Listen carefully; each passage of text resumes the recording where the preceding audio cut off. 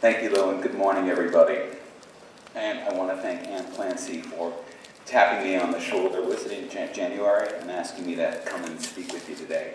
The first thing I need to do, though, when we get started, I need to shake the Futurist tag, okay? Because Futurists predict the future.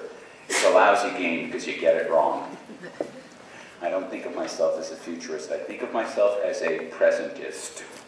Because what's going on right now is so very unexpected, it's so strange, it's so potent, and it's so powerful that all of the bets that we have about the future are off, all of them. So, you're going to sit here in this room for the next 8 hours, and you're going to hear a lot about a whole host of very different and very potent technologies that will transform governance, because they're going to be transforming all the other aspects of life. I won't be speaking specifically about technologies this morning, with one exception, which will come at the very end. But what I will talk about is what my research has been done. Now, I have written 5 books. I'm just about to, later on this week, start writing my 6th book. And my 6th book is all about how communication and all this great tech and all of these great toys we have are transforming the way we govern ourselves. Because we have become, in the barest blink of an eye, ungovernable. And I don't mean that as a metaphor. I don't mean that academically. I mean that in an absolute, practical, and immediate way. It's happening, and it's already happened. So my job now, over the next 40 or so minutes, is to paint you a picture of that ungovernable present. Now, I want to repeat, I'm not a futurist, and none of what I'm about to tell you is in any way hypothetical. It's things as they are right now, but that said, it's going to sound like science fiction. So, let me start, I guess it's 5,000 kilometers from here. The Kerala coast in India, so the southwestern coast in India. Kerala is the home of many, many fishermen because it's a coastline. And the fishermen take their dhows, and there's a picture of a dhow on the Indian Ocean. And they take them out to sea before the sun comes up in the morning. And they lower their nets, and they say a little prayer to their gods. And they pray that when they bring their nets up again, there are lots of fish in them. And they'll do this until perhaps mid-morning. And they'll turn their boats around, and they'll bring them to shore. And they've been doing this in Kerala for thousands of years. Now, when the fishermen turn their boats around and head into shore, they have a choice of ports to bring their boats into. And it's always been pretty much of a crapshoot. Bring it into one port. Oh, well, 3 other fishermen have come into the port that day.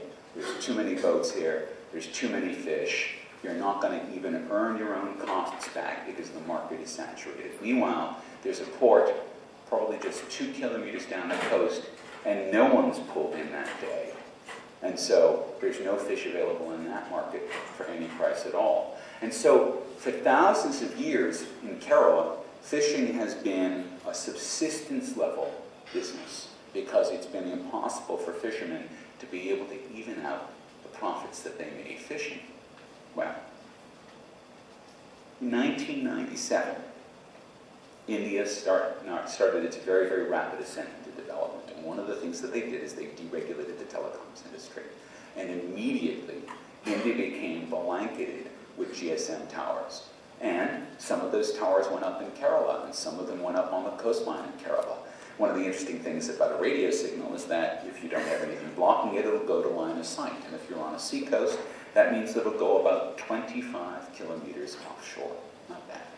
Now, handsets in India, compared to the average income of a fisherman, are very expensive. To put them in equivalent Australian terms, a fisherman would have to spend $3,500 to get a little GSM handset. So very, very expensive. But at some point, some relatively rich fisherman bought a GSM handset, took it to sea. No one knows why, and no one knows quite where. What happened, though, is at some point there was some communication with the mainland.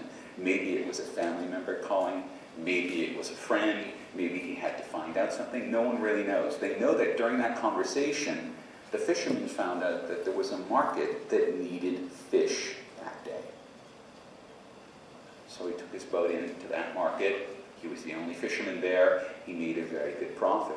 The next day he goes out to sea, he calls in and calls around and finds out where they need fish that day, and so on, and so on, and so on. Now, fishermen are a community, and so when one fisherman sees a technique that's working for a particular fisherman, what do? They copy it.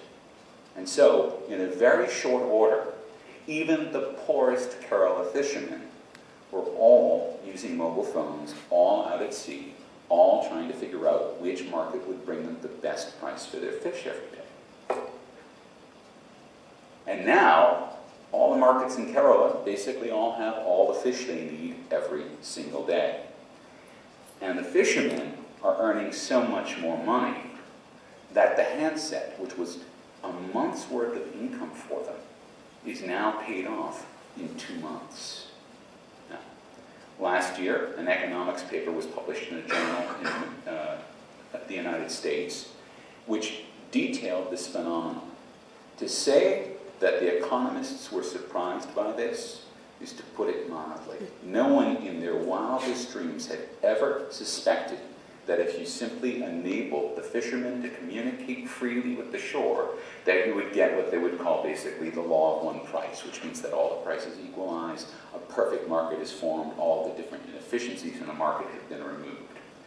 No one suspected that the fishermen would be able to do this without a trading exchange. No one thought that the fishermen would just be able to do it themselves if you gave them the tools to do it with. And so now, Kerala has become the hot research topic for economists around the world, and there may be more economists in Kerala right now doing research than there are fishermen.